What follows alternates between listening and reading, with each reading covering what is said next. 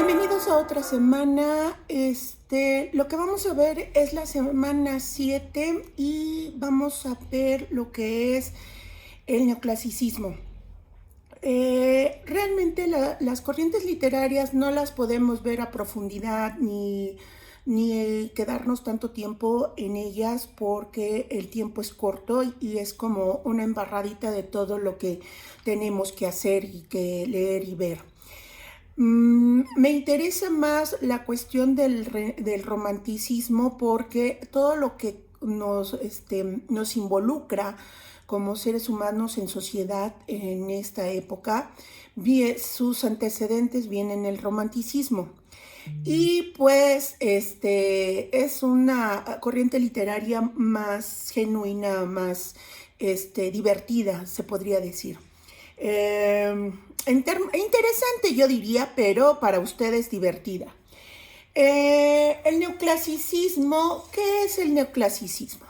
Bueno, uno de los grandes descubrimientos que hubo en el neoclasicismo en cuanto a literatura fue la creación de ensayos.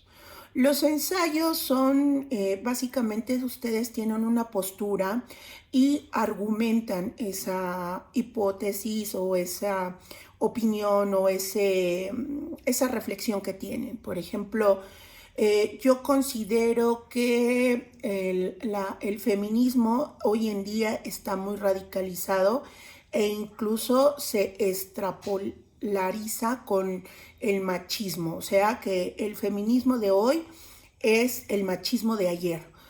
Ese es mi punto de vista y para argumentarlo tendría que basarme en textos de otras personas, en el devenir histórico, en otras reflexiones e incluso hacer una retórica en donde yo ponga mi punto de vista en riesgo y someterlo a una contradicción para poderlo respaldar. El ensayo es de los textos más complicados de realizar y ustedes lo comprobarán el semestre que viene.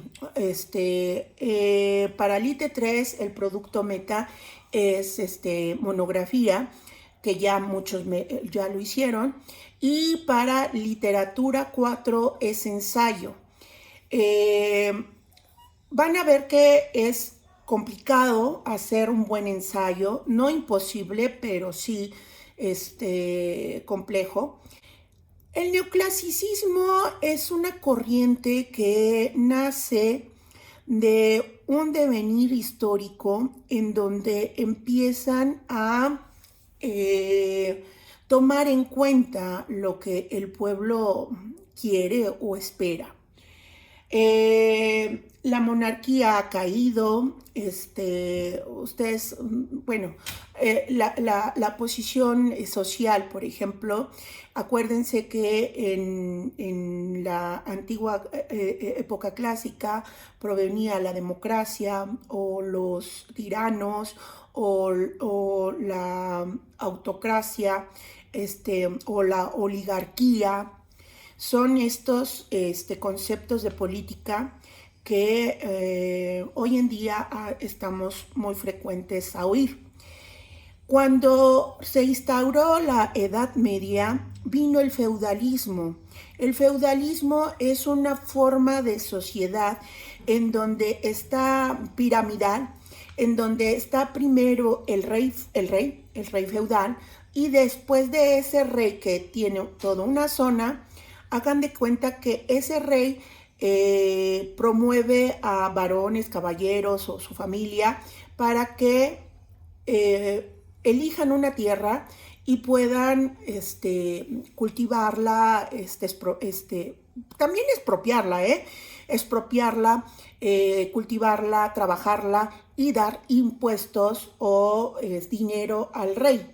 Y hagan de cuenta que este señor feudal tiene a los lacayos, los campesinos, la clase muy baja del escalafón socioeconómico, que mantienen al señor feudal, y el señor feudal le da tributo a el rey. Realmente es una época muy injusta en términos de derechos humanos, porque mencionaban que si tú eras rey es porque por mandato divino, por designo de Dios. O sea, si tú en verdad querías prosperar, querías tener tus tierras o querías tener algo más, no se podía, porque al final de cuentas tú, si no pertenecías a una clase privilegiada, no podías ascender a esa clase ni a chochos. Muchos dicen que a lo mejor muchas personas escalan en la actualidad por trabajo sucio, por políticos, por narcos. En ese entonces no era permitido. Incluso el casamiento entre estamentos desiguales, estamentos son clases sociales, era imposible e inconcebible. No había casamientos por amor, eran tratos, contratos y alianzas que se hacían para predominar la riqueza en algunos cuantos. En esta época estamos viendo que los únicos que podían ser educados eran los hijos de los nobles. E incluso si no leías, pues no pasaba nada. O sea, realmente educados no era necesario forzosamente que supieran leer o que tuvieran una educación. Lo que importaba era que tuvieran una educación militar.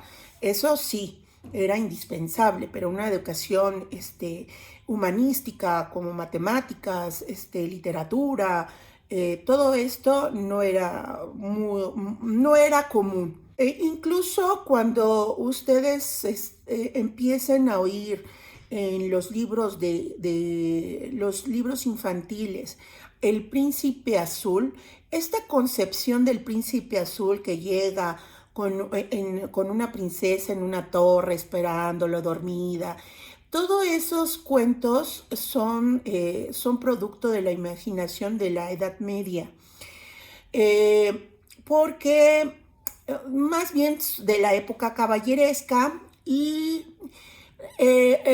ahorita les platico por qué es el Príncipe Azul. El Príncipe Azul no es una concepción romántica, sino es literal.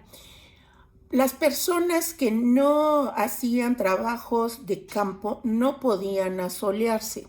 Estaban en sus castillos. Ustedes, si ven los castillos medievales, son tremendas bóvedas oscuras, lúgubres, no había ventanas.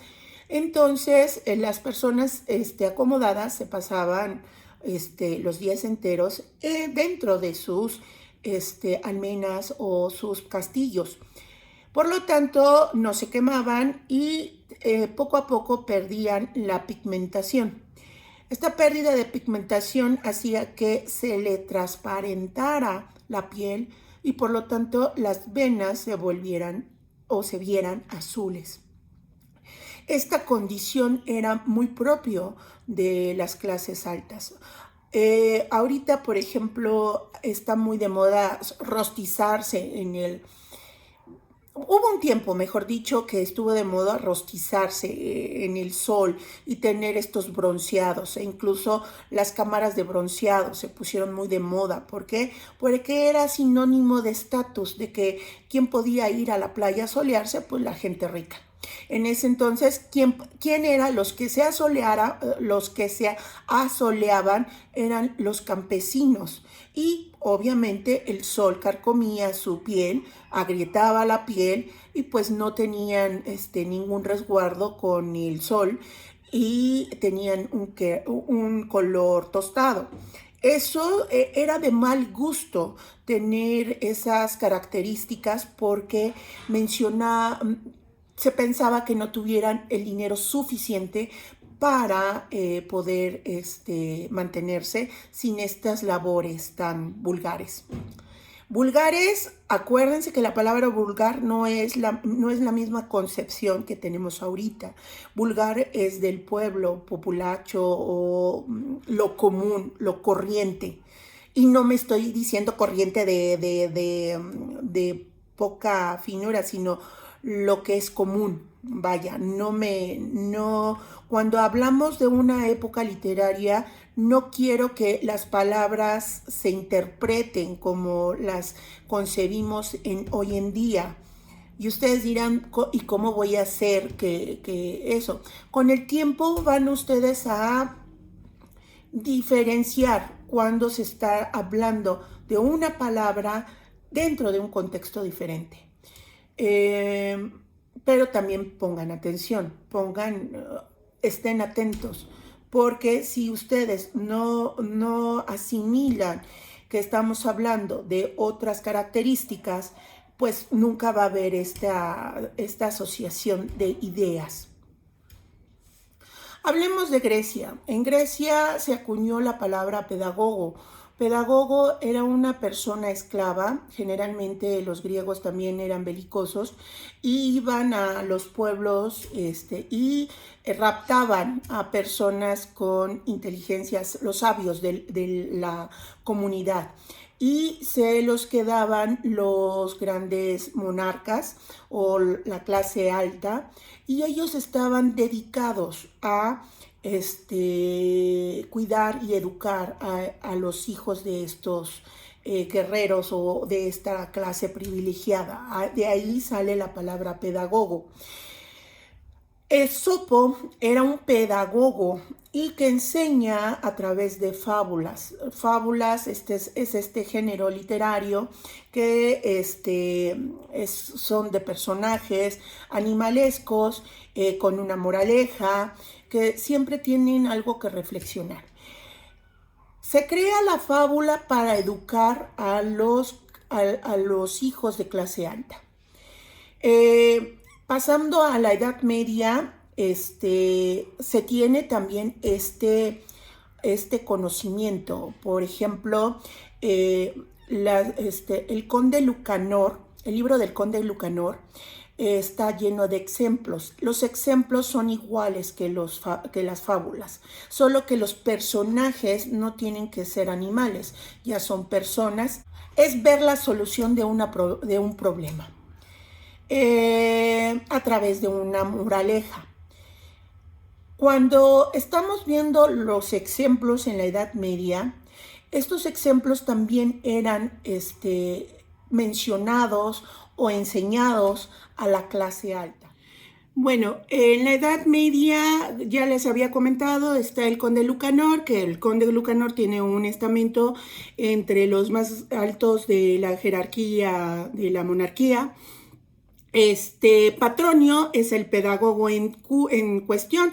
No es un esclavo, pero obviamente sí no es alguien en libertad que se está empleando por el mejor precio. No, es un sirviente que es un gran estratega que le da y le brinda sabiduría a Patronio, al Conde Lucanor.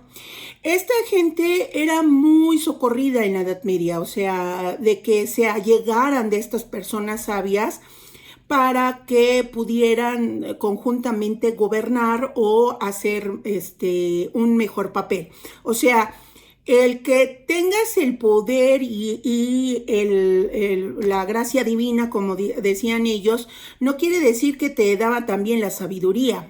Ellos sabían que les podía costar caro el no hacerse de gente propicia para gobernar o para mandar o para, aunque sea un pequeño terreno, tenían que hacerse de gente que supiera.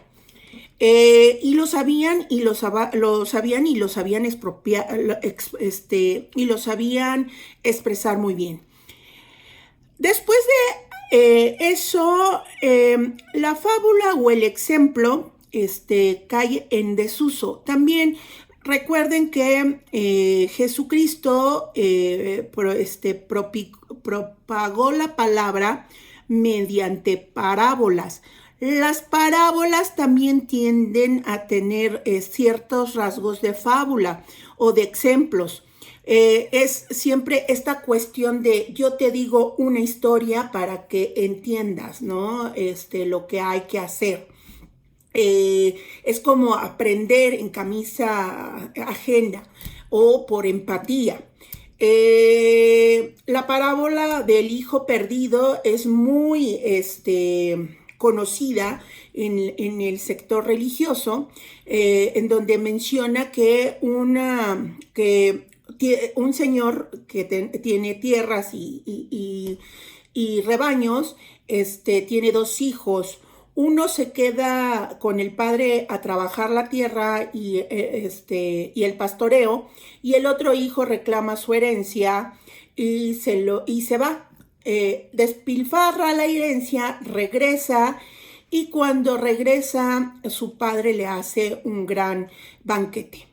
El hijo, que siempre se ha partido el lomo junto con el padre, le dice: ¿por qué a mi hermano que te defraudó y se gastó toda la herencia, le haces un banquete, y yo, que siempre he estado a tu lado, nunca me has hecho uno?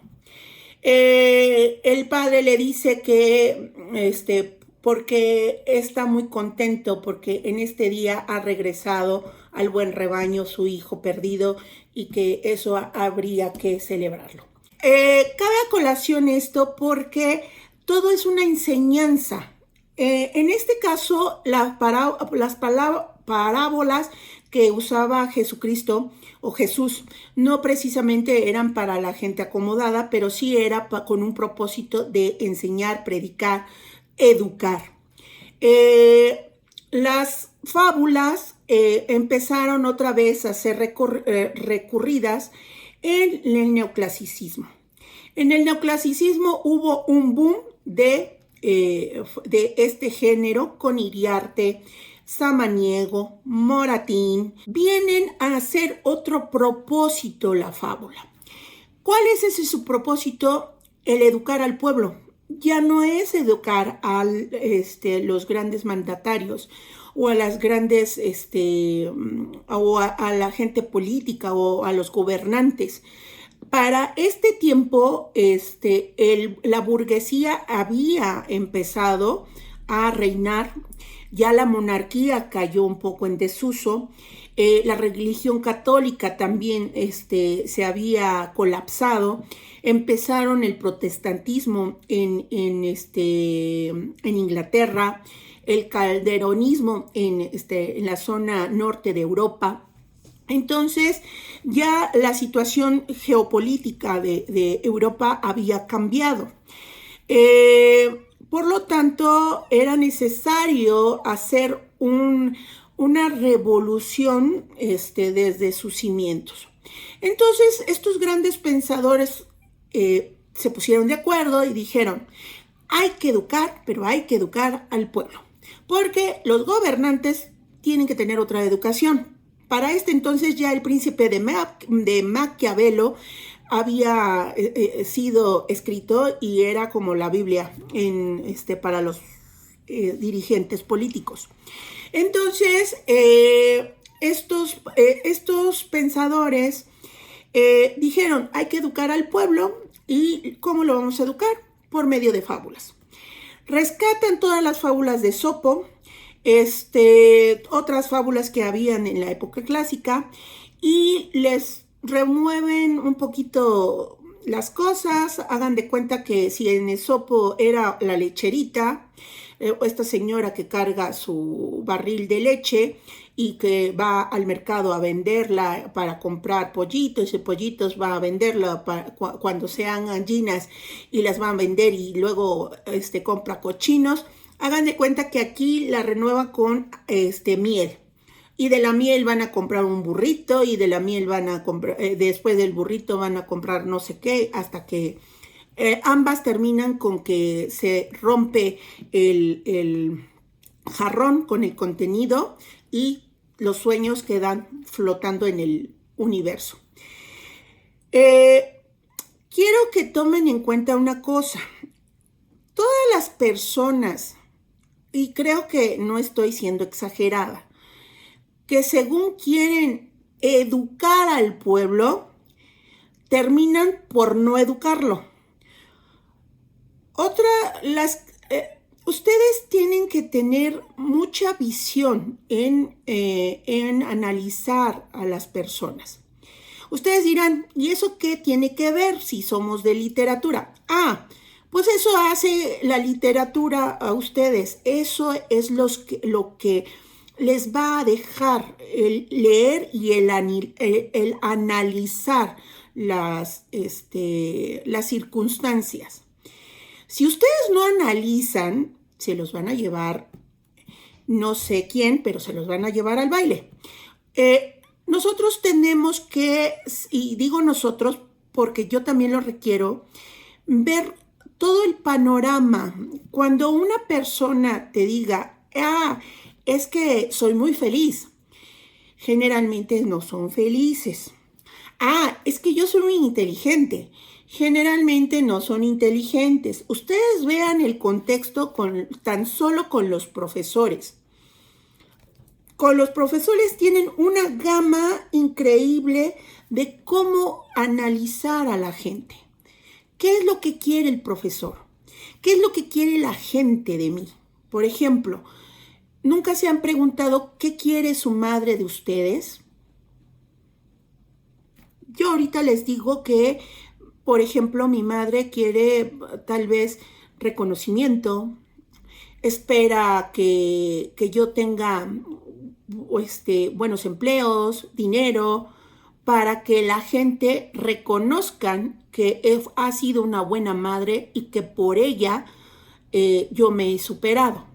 Obviamente eso está en el inconsciente de la madre. No es que vaya promoviendo esto a los cuatro vientos. No. Siempre hay que ver qué es lo que quiere la gente de uno, porque las intenciones no van a estar a simple vista. Las intenciones van a ser siempre ocultas o en el inconsciente. El neoclasicismo es eso. Quieren educar al pueblo, pero por otra parte, estas personas lo que hacían atrás de de la puerta de la casa, pues eran bastante especiales. Nosotros ya vimos la fábula en literatura 2 y por lo tanto no se me hace correcto que veamos la fábula en literatura 3. Además, no es un género literario que habría mucho que exprimirle, ¿no? Es muy simple. Las construcciones son simples y las moralejas muy directas. Entonces, no veo por qué dedicarle otra sesión a la fábula. Lo que vamos a hacer es, ¿qué es lo que hacían estos personajes de la puerta hacia adentro de sus casas?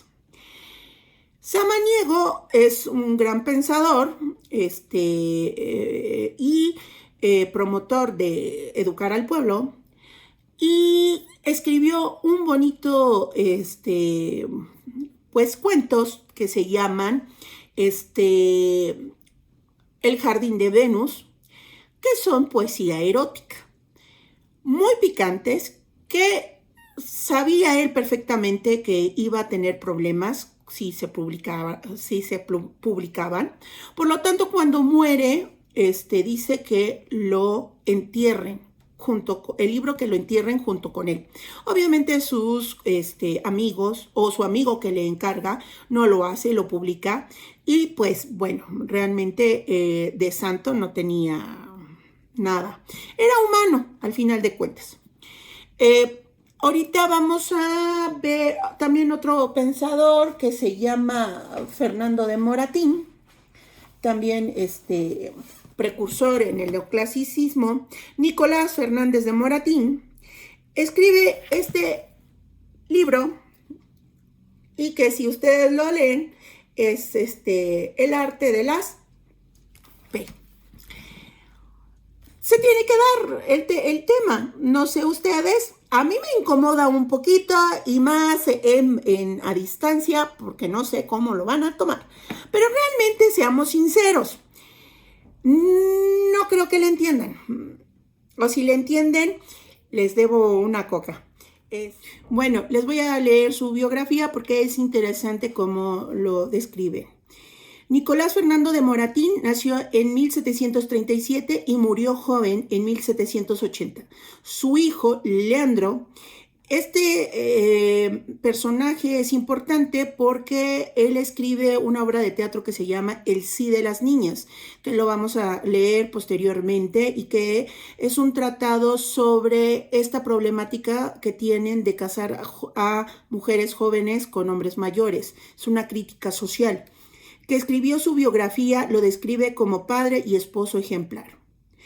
Aquí dice una pregunta que cómo lo iba a poner, como un gran pu, sí era lo que más sobresalía de su obra literaria, este libro que es El arte de las P. Nicolás pertenece a la generación de Cadalso, Iriarte, García de la Huerta y Jovellanos. Se dedicó con los jesuitas. Los jesuitas son una orden monástica, incluso el papa que ahorita está es jesuita. Estudió Derecho en Valladolid, pero no le gustaba ejercer como abogado. Dio clases de poética en el antiguo Colegio Imperial. Censuró el teatro barroco, especialmente los autos sacramentales. En el discurso del teatro español compuso tragedias, Lucrecia, Ormesinda y Guzmán el Bueno, y comedias. Aficionado a los toros, escribió sobre ellos varias obras. Es lo que les decía, en esta época los ensayos eran muy recurrentes. Toros en España. Madrid. Escribió su Oda a Madrid, antigua y moderna. Dentro de la poesía didáctica neoclásica destaca su Diana o El arte de la caza. Publicó la primera revista poética española, El Poeta, en 1764. Fue poeta lírico, autor de elegantes sonetos amorosos a Dorisa, la actriz Isidora Lavenat, y épico Las naves de Cortés destruidas. Como escritor nunca tuvo mucha suerte en vida. Sus piezas teatrales fueron poco representadas y con escaso éxito. Casi toda su producción poética permaneció inédita, no por motivos de censura, como El arte de las P, que fue por parte del Santo Oficio, sino a causa de su temprana muerte, que puso su patrimonio literario en manos de su hijo. En 1821 apareció en Barcelona sus obras póstumas, Viuda de Roca, editadas por Leandro Fernández de Moratín, el hijo que les menciono. Tenemos aquí, por ejemplo, es el número 75 de Los Caprichos de Goya. Menciona, el libro consta de 4 cantos. El primer canto es interesante porque menciona que el libro es como una guía sobre todos los salones de mala muerte, le vamos a decir, para que no me censure YouTube, mi video, por decir la palabra que no puedo decir. Entonces, es como una guía sobre todos estos sitios de mala muerte que prevalecen en Madrid. Es como la enseñanza de un maestro a un pequeño discípulo. Comienza con la invocación a Venus. Este factor de evocar a una diosa o una entidad es muy propia de la época clásica, de los griegos, de los romanos. Siempre se evocaban a estas deidades para pedir permiso para contar una historia y que sus oyentes pudieran apreciarla. Lo que hace Moratín con este primer canto es mencionar la importancia de las prostitutas dentro de la sociedad, que las mencionan como, ¿cómo dicen? Que es un arte de enseñar pacífico y que en cierta medida adiestran a los jóvenes para librarse de los engorrosos trámites del cortejo, y que a las mujeres honestas las libran del acoso. Es como para mantener tranquilos a los hombres hasta que el matrimonio llegue. Lo que es más importante en esta obra es realzar la importancia que le da a la sexualidad. Tengan en cuenta que muchos de los tratados, por ejemplo, de la Edad Media, eran con afán de mantener al cuerpo en un estatus de pureza, en donde no podían entrar en contacto con, por ejemplo, con el agua, para no sexualizar al cuerpo y entrar en deseos carnales. No sé si lo he contado, pero por ejemplo la reina Isabel la católica dicen que murió en olor a santidad. El olor a santidad es no haberse bañado, la mujer solamente en su vida 2 veces, creo que en su coronación y cuando se casó, y que cuentan que cuando le quitaron las botas se la quitaron con cincel de la mugre que tenía. Yo me imagino que el acto sexual con personas así pues no ha de ser muy agradable. Entonces se reprimían mucho estas cuestiones para no sexualizar al cuerpo y tener bajas pasiones que no pudieran contenerse. Entre más santo fueras, mejor. Entonces Moratín le regresa un poco al cuerpo de su sexualidad y menciona que es imposible ser asexual. Asexual es no tener sexo. Es imposible ser asexual porque incluso los propios animales se extinguirían si no copularan o no fornicaran. Y que el matrimonio tendría que ser una solución, pero desgraciadamente no era para todos. No todos se llevaban bien, los matrimonios eran por contrato, y esto es lo que explica el Capricho 75 de Goya. No hay quien nos desate. Es una pareja que está atada con correas y arriba está un búho como un ave de rapiña y los dos tratándose de escapar mutuamente. El divorcio era impensable en la religión católica. En la protestante sí, recuerden al rey Enrique VIII que mató a varias de sus esposas. Hermosa Venus, que el amor presides y sus deleites y contentos mides, dando a tus hijos con abiertas manos en este mundo bienes soberanos. Recuerden que Venus para los romanos era la diosa Afrodita, para los griegos. Venus era la diosa del amor. Recuerden cómo nace. Se supone que en el pleito que tienen Cronos con Urano, Cronos, siendo su hijo de Urano, le corta el falo a su padre y lo avienta al mar. Inmediatamente surge espuma y nace una ostra, y dentro de la ostra nace Venus. Por eso es la diosa del amor, pero no del amor de sentimientos, sino el amor sexual. Pues, ¿ves lo justo de mi noble intento? Dele a mi canto tu favor aliento. para que sepas el orbe con cuál arte las gentes deberán solicitarte cuando entiendan que enseña la voz mía. O sea, está tratando de decir que él quiere ser una guía y que le está pidiendo permiso para solicitar una petición y que los oyentes entiendan su canto. Tan gran ciencia como es la y tú, Dorisa, que mi amor constante, te dignaste escuchar, tal vez amante, atiende ahora en versos atrevidos, como instruyo a los jóvenes perdidos. Obviamente menciona que él se pone como un maestro que va a dar luz en estas cavernas de la oscuridad.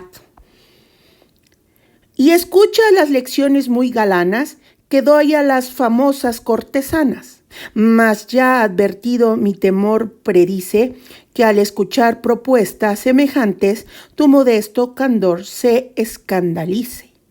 Pues no, Dorisa Bella, no te espantes, que no es como en el título parece, en la sustancia esta obra abominable. Por mí la serie de los tiempos hable, pues siguieron las mismas opiniones. Todos los siglos, todas las naciones, y hallarán en el mundo practicados mis dogmas por las gentes más ilustres, de entrambos sexos. No permita el hado de la obscena maldad ninguno aprenda. Siendo yo su maestro, el que aún no entienda del rigor apetito, no me lea, a no ser que advertencia pretendiese del mal para evitarlo, pues cogido puede un incauto ser muy fácilmente. Menciona que los que no estén dispuestos a entender, que no lean el arte. Del contrario, que no es bien conocido, así como se informan los pedantes de Galego y de la Raga, estudiantes del homicidio, estupro y adulterio, de pletora, eneurisma y esquinencia, para ahuyentarlo, como dicen ellos, con rosario y con pócimas amargas. Yo no pretendo con arengas largas disuadir el amor puro y constante de solo a sol, ni romper deseo la coyunda que enlaza el himeneo. Himeneo es el casamiento. A esto me refiero con que no le van a entender.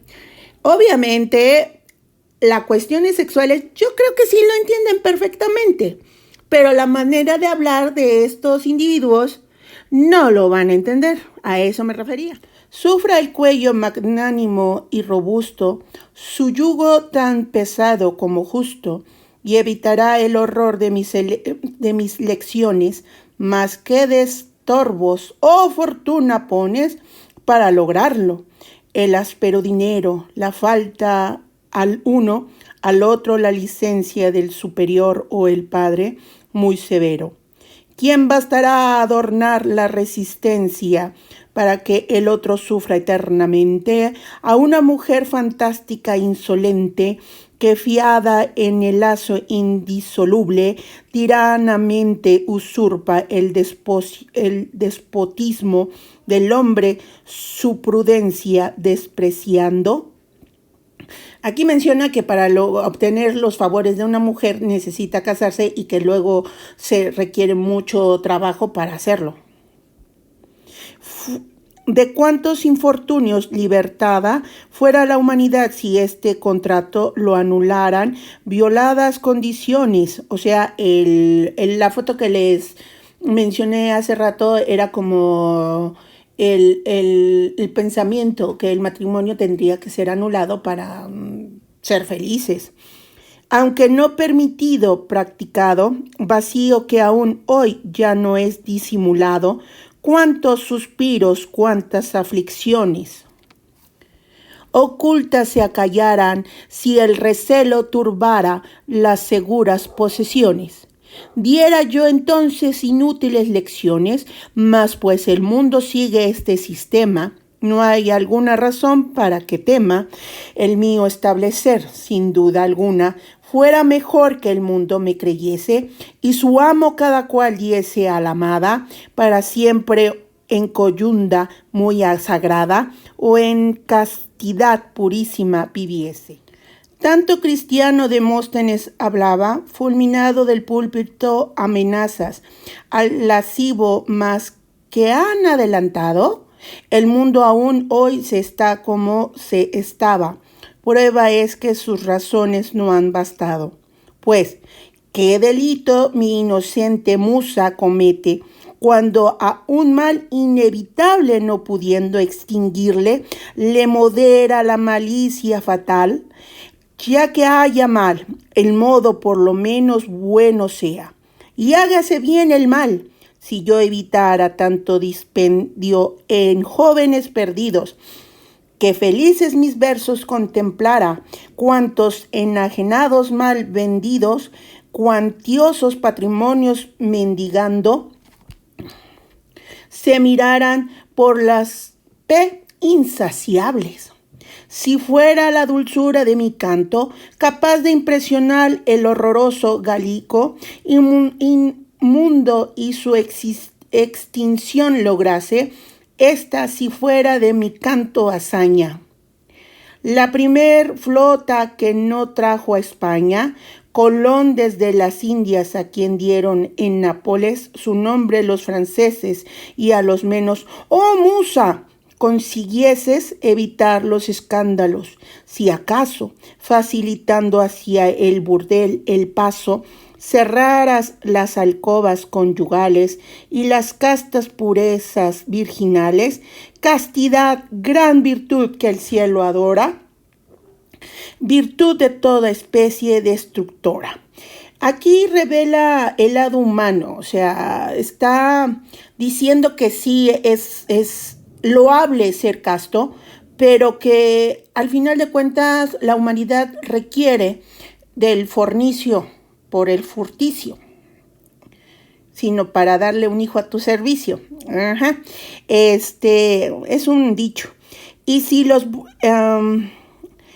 los brutos y aves la observaran, comiéramos de viernes todo el año, pero ¿por qué abrazar el himeneo, el casamiento?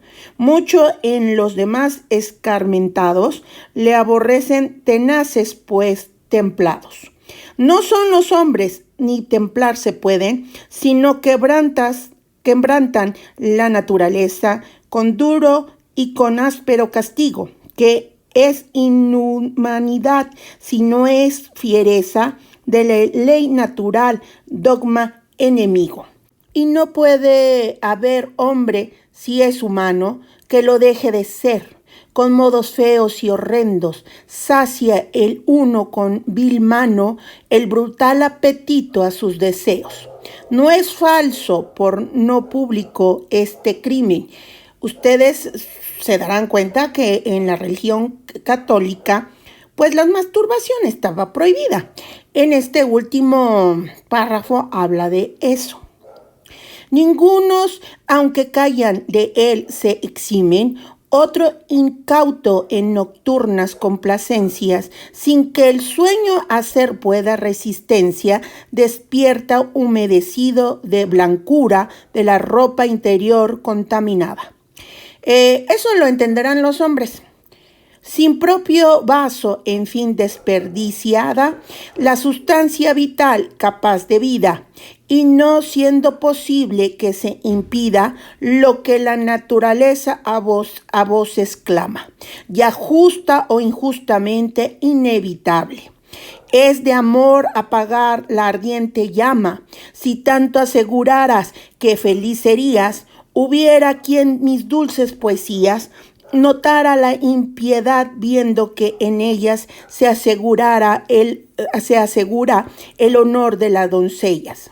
Si moderan los gastos excesivos que pierden a los jóvenes lascivos y el contagio venéreo se destierra de las ardientes ingles y seguros, los tálamos nupciales los futuros, frutos de bendiciones esperan ciertos, y el infame adulterio aniquilado llega a España a ser desconocido, y el escándalo siempre aborrecido del cielo no da ya en los ojos castos.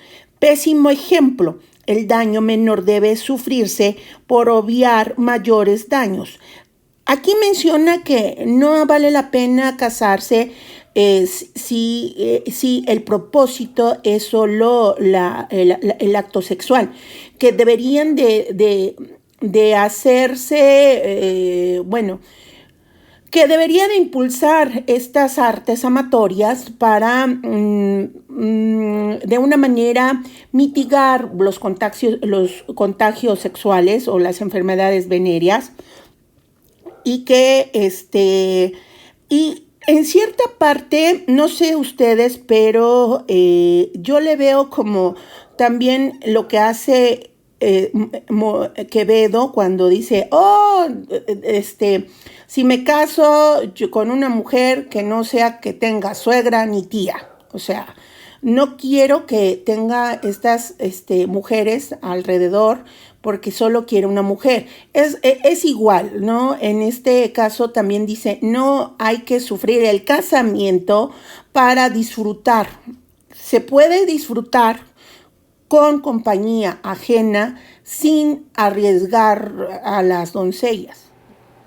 Las leyes, la política indulgente a los concubinarios dio licencia para salvar al consorte el nupcial hecho. Ciudades cultas dan con alto techo al público burdel magnificencia. Y las vírgenes castas y matronas con no invadido honor cruzan las calles, y así, cualquiera que el perderte abandona, la sacra inmensidad de la nobleza. No profanes sacrílego atrevido, vuelve a mi verso el lujurioso oído, que en él se encuentra el lupanar inmundo. Lupanar es otro sitio de cabaret o sinónimo, o de burdel. Lupanar inmundo, que por escrito a tu lascivia fundo. Y ustedes dirán, ¿a dónde está lo erótico? Bueno, viene en la página 20, más o menos.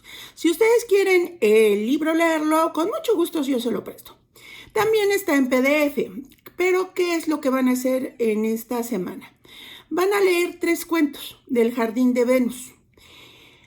Son picantes, sí. Piensen siempre en doble sentido, sí. Todo el tiempo en doble sentido. Y en este caso no van a hacer algo que digan, oiga maestra, le voy a entregar un reporte, una opinión. No. Para evitar incomodidades, a lo mejor hay chicos que no quieren leerlo o su religión se lo prohíbe o no están interesados o simplemente no tienen la más mínima intención de leerlos, y es muy válido porque al final de cuentas estamos hablando de una parte muy sensible que es la sexualidad, y más la sexualidad a distancia, porque no es lo mismo que yo esté enfrente del grupo y les lea el texto y les explique un poco de la picardía, y pues que entre juego y juego, pues se los explique, a que ustedes se sientan incómodos en su casa y decir, ¿y para qué estoy leyendo esto? El propósito de esto, de estas lecturas, uno, es que ustedes vean que la cuestión erótica también es algo que permea en la literatura y que no es reciente. Por ejemplo, no sé, creo que ya ustedes no son de las 50 sombras de Grey, que fue hace como 10 años muy famoso los libros, e incluso hicieron 3 películas. que fue el boom del momento en donde todos quisieron ver. Fui a verla y la verdad, la literatura erótica que permea en la actualidad, pues es muy repetitiva, no es algo que digas, wow, qué obra maestra, me enseñó algo. No, realmente para una persona de letras, bueno, para mí, la literatura erótica no es algo que me sorprenda o que diga soy consumidora. Las únicas obras que recomiendo del género, muy buena, es El elogio de la madrastra de Mario Vargas Llosa. Es una obra excepcional y no por la cuestión erótica, sino por el trasfondo psicológico del niño, o sea, es de temer. Y una obra que se llama Las edades de Lulú de Almudena Grandes, una española súper, hiper buenísima, y no por la cuestión de que hizo la primera novela erótica, que inauguró un concurso que se llama La Sonrisa Vertical en la década de los 70 en España. Y es una buena escritora que realza mucho el erotismo. Es más, creo que vamos a leer un cuento sobre una prostituta que ella tiene muy bueno y que es de una finura excepcional. Y no se le reconoce como una mujer que solo escribe literatura erótica. Se le reconoce por su contribución a las novelas de posguerra. Novelas hermosísimas, como no tienen idea. Alguna vez si me oyen hablar sobre Almudena Grandes es para hablar solo maravillas de esa mujer. Cuando se habla de literatura me voy por la tangente. Una disculpa. Les decía, no todos están con esa temática de leer pues cuentos eróticos. Se le respeta. Voy a dejar 3 cuentos eróticos. Quiero que los lean. Y solamente me van a mandar un mensajito. Si le leí, no entiendo esto, algo que no hayan entendido. Es normal que no entiendan algo que les haya llamado la atención. Yo se los explico lo más neutral posible, y eso es toda la actividad. No me van a escribir nada, no me van a decir nada. ¿Por qué? Porque al final de cuentas, como les decía, estamos tocando puntos muy sensibles. Incluso cuando yo leí El elogio de la madrastra, y mi papá se enteró que era una novela erótica, la verdad me regañó y me dijo, ¿qué estás leyendo?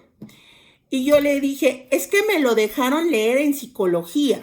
Mentira, yo había reprobado reprobado una materia y no me habían inscrito en psicología, pero mis amigas sí estaban leyendo la novela y la verdad yo quería leerla porque me dijeron que era buenísima. La verdad no me arrepiento, fue una novela que marcó mi vida y no me arrepiento de haberle mentido a mi padre de que era obligatoria. Pero sí era bastante incómodo la situación que pasé con él, en donde me decía que no estaba bien, que estuviera leyendo esas cosas por X mangas. Obviamente estamos en otro tiempo. Cuando les platico esto, ya pasaron como 25 años o más. Entonces, es otra época. Sí, ustedes están más vividos, sí, pero tampoco me voy a meter en camisa de 11 varas si algún papá me dice por qué le está dejando esto de leer a mis hijos, a mi hijo. Entonces, eso es la actividad. Yo voy a tener fe en que ustedes lo van a leer y solo me van a decir en un mail, lo leí, no entendí esto, me lo puede explicar, yo se lo explico, les tomo la participación, se acabó. Ajá. Entonces, muchas gracias por su atención.